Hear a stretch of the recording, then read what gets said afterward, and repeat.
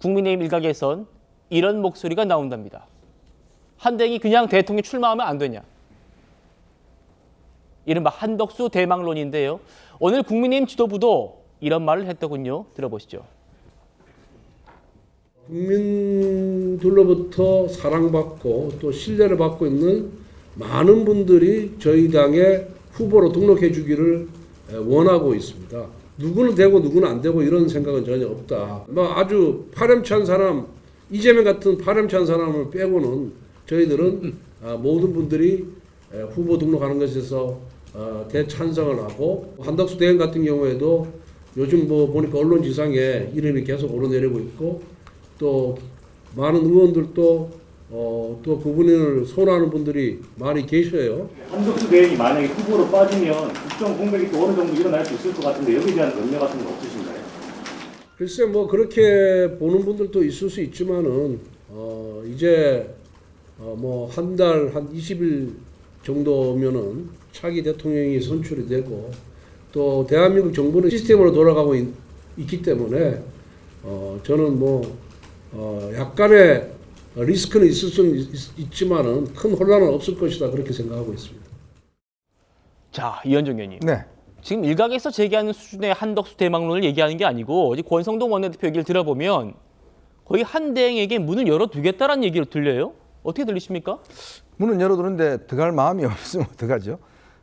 결국 저는 이게 소위 이제 국민의힘 일각의 자가발전적인 성격이 있는 게 아닌가 그렇게 판단하고 있습니다. 예. 왜냐하면 일단 지금 한덕수 대행은 윤석열 대통령과 함께 총리를 했지 않습니까? 지금 한덕수 대행의 정말 중요한 것은 이 2달 동안 정말 대한민국의 경제와 안보 이런 것들을 철저히 살려내고 지켜내는, 그리고 선거 관리를 정말 잘해내는 그 중요한 임무가 본인도 이야기했습니다마는 공직의 마지막 임무일 겁니다. 특히 본인이 총리까지 다 지냈고 역대 정부를 다 거쳐왔기 때문에 아마 그런 차원에서는 저는 한덕수 대행을 오래전부터 잘 알고 있는 관계이기 때문에 네. 이분이 절대 본인이 정치에 나설 일은 저는 현재로서는 거의 없다라고 저는 보여져요. 그리고 본인은 지금 마지막 소명으로 이 2달간의 어떤 대한민국을 제대로 지켜내고 어떤 공직에서 은퇴하는 거, 지금 원래 연세가 77이십니다. 그런 상황이기 때문에 지금 국민의힘의 일부 이제 친윤들이 이제 본인들의 어떤 그동안 해왔던 중심이 없어졌지 않습니까? 윤 대통령이 이제 탄핵돼서 전 대통령이 되어버리니까 뭔가 하나의 새로운 어떤 또 이걸 만들어서 하려고 하는 것인데, 저는 오히려 이거는 예전에 고건 전 총리나 반기문 전 유엔 사무총장 그 실패를 반복할 수밖에 없다. 왜? 지금 그 한덕수 대행이 만약에 국민의힘의 후보로 나선다고 그러면 민주당 입장에서는 굉장히 좋을 겁니다. 왜? 자, 민주당이 주장하는 내란 세력, 윤석열 전 대통령이 탄핵이 됐지 않습니까? 그럼 거기에 있는 총리, 그러면 이 민주당 입장에 선거 구도 면에서 굉장히 쉬운 싸움을 할 수가 있을 거예요. 그리고 한덕수 대행의 어떤 연령적인 것이나 이런 면에서도 사실은 이재명 대표와는 비교 안 될 정도로 불리한 국면이 있는 것이거든요.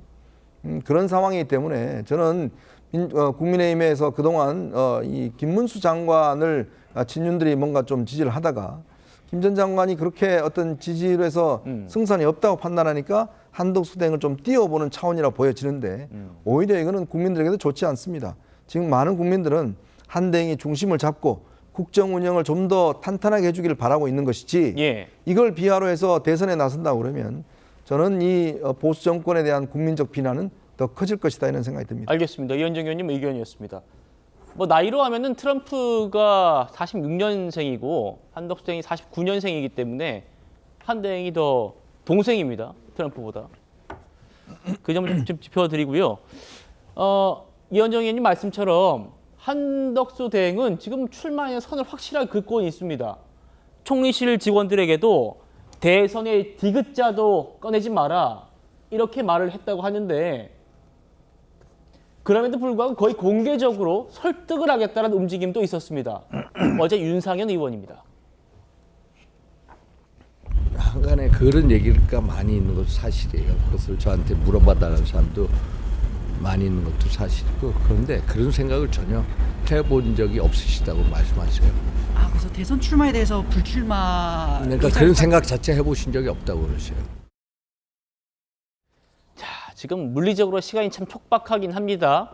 그래서 아마 다음 주까지는 총리직을 사퇴해야 하는데 민주당에서 지금 뭐 탄핵할 움직임도 없고 자진 사퇴해야 하는 상황이어서 좀 난감한 한대행이 만약에 한대행을 지지하는 그런 지지층 입장에서는 좀 난감한 그런 상황일 겁니다. 자, 그러니까 국민의힘 일각에서요 이런 얘기도 나온답니다. 한덕수 특례를 도입하자. 시간이 촉박하잖아요. 다음 주에는 나와야 되는데. 과거에 황교안 특례처럼 국민의힘은 예비 경선을 거치지 않고 한덕수 총리에게 좀 시간을 더 주고 본 경선에 바로 합류시키는 박근혜 전 대통령 탄핵 국면에서 자유한국당의 황교안 특례가 있었답니다. 김영주 의원님, 이건 네. 좀 다른 후보들 반발이 클 것 같은데요. 그리고 지금 이제 그 당내에서 논의되고 있는 룰하고도 어떻게 조합시킬 것이냐. 지금 당내 룰이 4명을 거르고 그다음에 2명을 한다.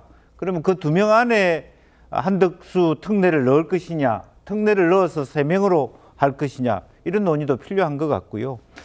실제로 지금 현재, 그리고 또 하나는 제가 봤을 때 개헌 논의를 한참 하고 있는데, 개헌 논의의 골자가 결국 책임 총리제.